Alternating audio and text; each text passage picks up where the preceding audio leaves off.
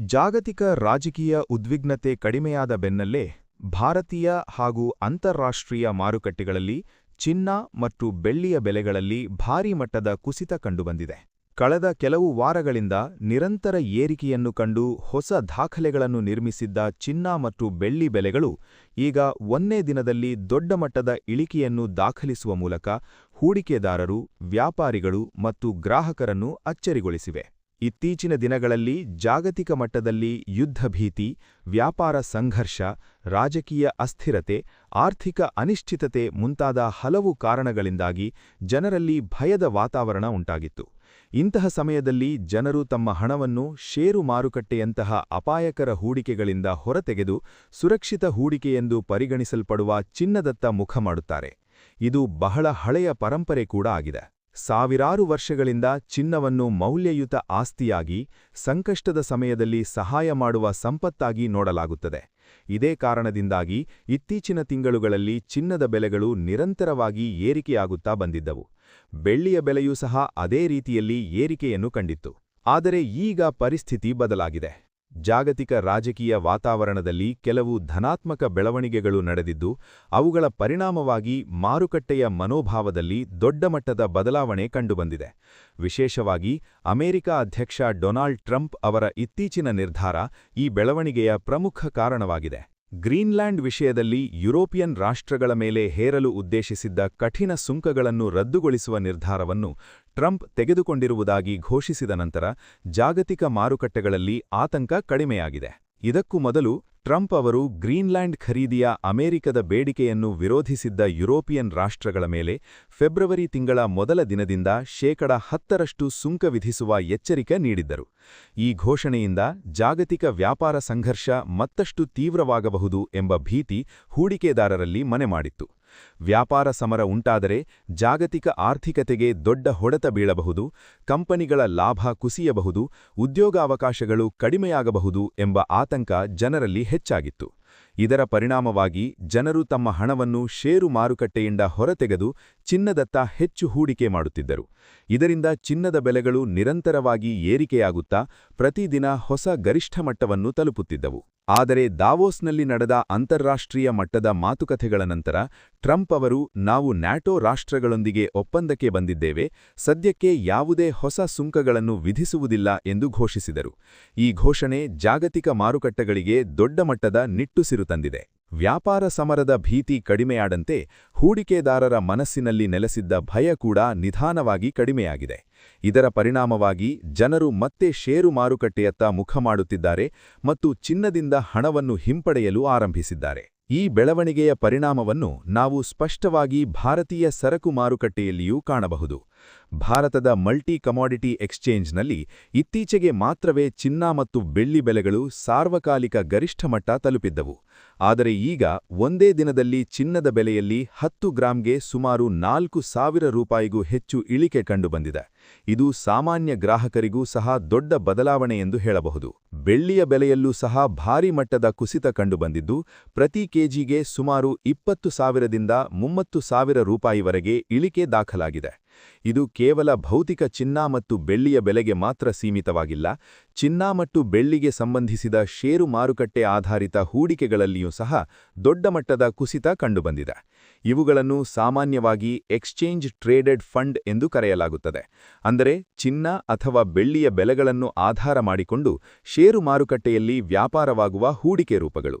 ಇತ್ತೀಚಿನ ಬೆಳವಣಿಗೆಯಲ್ಲಿ ಕೆಲವು ಬೆಳ್ಳಿ ಆಧಾರಿತ ನಿಧಿಗಳು ಒಂದೇ ದಿನದಲ್ಲಿ ಶೇಕಡ 20ಕ್ಕೂ ಹೆಚ್ಚು ಇಳಿಕೆಯನ್ನು ಕಂಡಿವೆ. ಚಿನ್ನ ಆಧಾರಿತ ನಿಧಿಗಳಲ್ಲೂ ಸಹ ಶೇಕಡ 12ರಷ್ಟು ಇಳಿಕೆ ದಾಖಲಾಗಿದೆ. ಇದು ಈ ಕ್ಷೇತ್ರದಲ್ಲಿ ಹೂಡಿಕೆ ಮಾಡಿದ್ದವರಿಗೆ ತಾತ್ಕಾಲಿಕವಾಗಿ ಆಘಾತ ನೀಡಿದೆ. ಹಾಗಾದರೆ ಈ ಬೆಳವಣಿಗೆಯಿಂದ ಯಾರು ಲಾಭ ಪಡೆಯುತ್ತಾರೆ ಎಂಬ ಪ್ರಶ್ನೆ ಬಹಳ ಮುಖ್ಯ. ಮೊದಲು ಸಾಮಾನ್ಯ ಗ್ರಾಹಕರ ದೃಷ್ಟಿಯಿಂದ ನೋಡಿದರೆ ಚಿನ್ನದ ಬೆಲೆ ಕುಸಿತವು ಅವರಿಗೆ ಒಂದು ರೀತಿಯ ಸಿಹಿ ಸುದ್ದಿಯಾಗಿದೆ. ಕಳೆದ ಕೆಲವು ವಾರಗಳಿಂದ ಚಿನ್ನದ ಬೆಲೆಗಳು ಗಗನಕ್ಕೇರಿದ್ದ ಕಾರಣ ಮದುವೆ, ಹಬ್ಬಗಳು, ವಿಶೇಷ ಕಾರ್ಯಕ್ರಮಗಳಿಗೆ ಚಿನ್ನ ಖರೀದಿಸಲು ಯೋಚಿಸುತ್ತಿದ್ದವರು ಆತಂಕದಲ್ಲಿದ್ದರು. ಹಲವರು ಖರೀದಿಯನ್ನು ಮುಂದೂಡಿದ್ದರು. ಆದರೆ ಈಗ ಬೆಲೆಗಳಲ್ಲಿ ಕಂಡುಬಂದಿರುವ ಈ ಇಳಿಕೆ ಅವರಿಗೆ ಸ್ವಲ್ಪ ನೆಮ್ಮದಿ ತಂದಿದೆ. ಬೆಂಗಳೂರಿನಲ್ಲಿ ಇತ್ತೀಚಿನ ದರಗಳ ಪ್ರಕಾರ 24 ಕ್ಯಾರೆಟ್ ಚಿನ್ನದ ಬೆಲೆ 1,54,000 ಆಸುಪಾಸಿನಲ್ಲಿದ್ದರೆ ಬೆಳ್ಳಿ ಪ್ರತಿ ಕೆಜಿಗೆ 3,20,000 ಮಟ್ಟಕ್ಕೆ ಇಳಿದಿದೆ ಎಂಬ ಮಾಹಿತಿ ಲಭ್ಯವಾಗಿದೆ. ಈ ದರಗಳು ಮುಂದಿನ ದಿನಗಳಲ್ಲಿ ಮತ್ತೆ ಬದಲಾಗುವ ಸಾಧ್ಯತೆ ಇರುವುದರಿಂದ ಖರೀದಿ ಮಾಡುವವರು ಸ್ಥಳೀಯ ಮಾರುಕಟ್ಟೆಯ ಇತ್ತೀಚಿನ ದರಗಳನ್ನು ಪರಿಶೀಲಿಸುವುದು ಅಗತ್ಯ. ವ್ಯಾಪಾರಿಗಳ ದೃಷ್ಟಿಯಿಂದ ನೋಡಿದರೆ ಈ ಬೆಳವಣಿಗೆ ಮಿಶ್ರ ಪರಿಣಾಮವನ್ನು ಉಂಟುಮಾಡಿದೆ. ಕೆಲವು ವ್ಯಾಪಾರಿಗಳು ಬೆಲೆ ಕುಸಿತವನ್ನು ಉತ್ತಮ ಅವಕಾಶವೆಂದು ಪರಿಗಣಿಸುತ್ತಿದ್ದಾರೆ. ಬೆಲೆ ಕಡಿಮೆಯಿರುವ ಸಮಯದಲ್ಲಿ ಹೆಚ್ಚಿನ ಪ್ರಮಾಣದಲ್ಲಿ ಚಿನ್ನ ಮತ್ತು ಬೆಳ್ಳಿ ಖರೀದಿ ಮಾಡಿ ಮುಂದಿನ ದಿನಗಳಲ್ಲಿ ಬೆಲೆ ಮತ್ತೆ ಏರಿದಾಗ ಲಾಭ ಪಡೆಯುವ ಯೋಚನೆ ಮಾಡುತ್ತಿದ್ದಾರೆ. ಇನ್ನು ಕೆಲವರು ಮಾರುಕಟ್ಟೆಯ ಅಸ್ಥಿರತೆಯಿಂದಾಗಿ ಎಚ್ಚರಿಕೆಯಿಂದ ನಡೆದುಕೊಳ್ಳುತ್ತಿದ್ದಾರೆ. ಏಕೆಂದರೆ ಚಿನ್ನದ ಬೆಲೆಗಳು ಯಾವ ದಿಕ್ಕಿನಲ್ಲಿ ಸಾಗುತ್ತವೆ ಎಂಬುದನ್ನು ನಿಖರವಾಗಿ ಊಹಿಸುವುದು ಬಹಳ ಕಷ್ಟ. ಹೂಡಿಕೆದಾರರ ವಿಷಯಕ್ಕೆ ಬಂದರೆ, ಚಿನ್ನದಲ್ಲಿ ದೀರ್ಘಾವಧಿಗೆ ಹೂಡಿಕೆ ಮಾಡಿದ್ದವರು ಈ ತಾತ್ಕಾಲಿಕ ಇಳಿಕೆಯನ್ನು ಹೆಚ್ಚು ಗಂಭೀರವಾಗಿ ಪರಿಗಣಿಸುವುದಿಲ್ಲ. ಚಿನ್ನದ ಬೆಲೆಗಳು ಇತಿಹಾಸದಲ್ಲಿಯೇ ಹಲವಾರು ಬಾರಿ ಏರಿಳಿತಗಳನ್ನು ಕಂಡಿವೆ. ದೀರ್ಘಾವಧಿಯಲ್ಲಿ ಚಿನ್ನ ತನ್ನ ಮೌಲ್ಯವನ್ನು ಉಳಿಸಿಕೊಂಡಿರುವ ಆಸ್ತಿ ಎಂಬುದು ಬಹುತೇಕ ತಜ್ಞರ ಅಭಿಪ್ರಾಯ. ಆದರೆ ಅಲ್ಪಾವಧಿ ಲಾಭಕ್ಕಾಗಿ ಚಿನ್ನದಲ್ಲಿ ಹೂಡಿಕೆ ಮಾಡಿದ್ದವರು ತಾತ್ಕಾಲಿಕವಾಗಿ ನಷ್ಟವನ್ನು ಅನುಭವಿಸುವ ಸಾಧ್ಯತೆಯಿದೆ. ಚಿನ್ನ ಮತ್ತು ಬೆಳ್ಳಿ ಬೆಲೆಗಳ ಮೇಲೆ ಪರಿಣಾಮ ಬೀರುವ ಅಂಶಗಳನ್ನು ಅರ್ಥಮಾಡಿಕೊಳ್ಳುವುದು ಸಾಮಾನ್ಯ ಜನರಿಗೂ ಸಹ ಬಹಳ ಮುಖ್ಯ. ಜಾಗತಿಕ ರಾಜಕೀಯ ಪರಿಸ್ಥಿತಿ, ಅಮೆರಿಕ ಡಾಲರ್ ಮೌಲ್ಯ, ಬಡ್ಡಿದರ ನೀತಿ, ಕೇಂದ್ರ ಬ್ಯಾಂಕುಗಳ ನಿರ್ಧಾರಗಳು, ಸರಕು ಪೂರೈಕೆ ಮತ್ತು ಬೇಡಿಕೆ, ಹೂಡಿಕೆದಾರರ ಮನೋಭಾವ ಇವೆಲ್ಲವೂ ಚಿನ್ನದ ಬೆಲೆಗಳ ಮೇಲೆ ಪರಿಣಾಮ ಬೀರುತ್ತವೆ. ಉದಾಹರಣೆಗೆ, ಜಾಗತಿಕ ಮಟ್ಟದಲ್ಲಿ ಬಡ್ಡಿ ದರಗಳು ಕಡಿಮೆಯಾದಾಗ ಜನರು ಬ್ಯಾಂಕ್ ಠೇವಣಿಗಳಲ್ಲಿ ಕಡಿಮೆ ಲಾಭ ಪಡೆಯುತ್ತಾರೆ. ಹೀಗಾಗಿ ಚಿನ್ನದತ್ತ ಹೆಚ್ಚು ಆಕರ್ಷಿತರಾಗುತ್ತಾರೆ. ಇದರಿಂದ ಚಿನ್ನದ ಬೆಲೆಗಳು ಏರಿಕೆಯಾಗುತ್ತವೆ. ಅದೇ ರೀತಿ ಡಾಲರ್ ಮೌಲ್ಯ ಬಲವಾಗಿರುವಾಗ ಚಿನ್ನದ ಬೆಲೆಗಳು ಸಾಮಾನ್ಯವಾಗಿ ಇಳಿಕೆಯನ್ನು ಕಾಣುತ್ತವೆ. ಈ ಎಲ್ಲ ಅಂಶಗಳನ್ನು ಗಮನದಲ್ಲಿಟ್ಟುಕೊಂಡು ಸಾಮಾನ್ಯ ಗ್ರಾಹಕರು ಚಿನ್ನ ಖರೀದಿ ಅಥವಾ ಹೂಡಿಕೆ ಕುರಿತು ತೀರ್ಮಾನ ತೆಗೆದುಕೊಳ್ಳಬೇಕು. ಕೇವಲ ಬೆಲೆ ಇಳಿದಿದೆ ಎಂದು ತಕ್ಷಣವೇ ಹೆಚ್ಚಿನ ಪ್ರಮಾಣದಲ್ಲಿ ಖರೀದಿ ಮಾಡುವುದು ಸೂಕ್ತವಾಗದೆ, ಹಾಗೆಯೇ ಬೆಲೆ ಏರಿದೆ ಎಂದು ಭಯಪಟ್ಟು ಮಾರಾಟ ಮಾಡುವುದು ಸರಿಯಾದ ನಿರ್ಧಾರವಾಗದೇ ಇರಬಹುದು. ಯಾವಾಗಲೂ ತಮ್ಮ ಆರ್ಥಿಕ ಸಾಮರ್ಥ್ಯ, ಅಗತ್ಯ ಮತ್ತು ದೀರ್ಘಾವಧಿ ಗುರಿಗಳನ್ನು ಗಮನದಲ್ಲಿಟ್ಟುಕೊಂಡು ತೀರ್ಮಾನ ತೆಗೆದುಕೊಳ್ಳಬೇಕು. ಇತ್ತೀಚಿನ ಈ ಬೆಳವಣಿಗೆ ಮತ್ತೊಂದು ವಿಷಯವನ್ನು ಸ್ಪಷ್ಟವಾಗಿ ತೋರಿಸುತ್ತದೆ. ಜಾಗತಿಕ ಮಟ್ಟದಲ್ಲಿ ನಡೆಯುವ ರಾಜಕೀಯ ಮತ್ತು ಆರ್ಥಿಕ ಘಟನೆಗಳು ನಮ್ಮ ದೇಶದ ಸಾಮಾನ್ಯ ಜನರ ಬದುಕಿನ ಮೇಲೂ ಎಷ್ಟು ದೊಡ್ಡ ಪರಿಣಾಮ ಬೀರಿವೆ ಎಂಬುದು. ಅಮೆರಿಕ ಮತ್ತು ಯುರೋಪ್ ನಡುವಿನ ಒಪ್ಪಂದ, ದಾವೋಸ್ನಲ್ಲಿ ನಡೆದ ಮಾತುಕತೆಗಳು, ಗ್ರೀನ್ಲ್ಯಾಂಡ್ ಕುರಿತ ನಿರ್ಧಾರಗಳು ಇವೆಲ್ಲವೂ ನೇರವಾಗಿ ನಮ್ಮ ದೇಶದ ಚಿನ್ನದ ಬೆಲೆಯ ಮೇಲೆ ಪರಿಣಾಮ ಬೀರಿವೆ.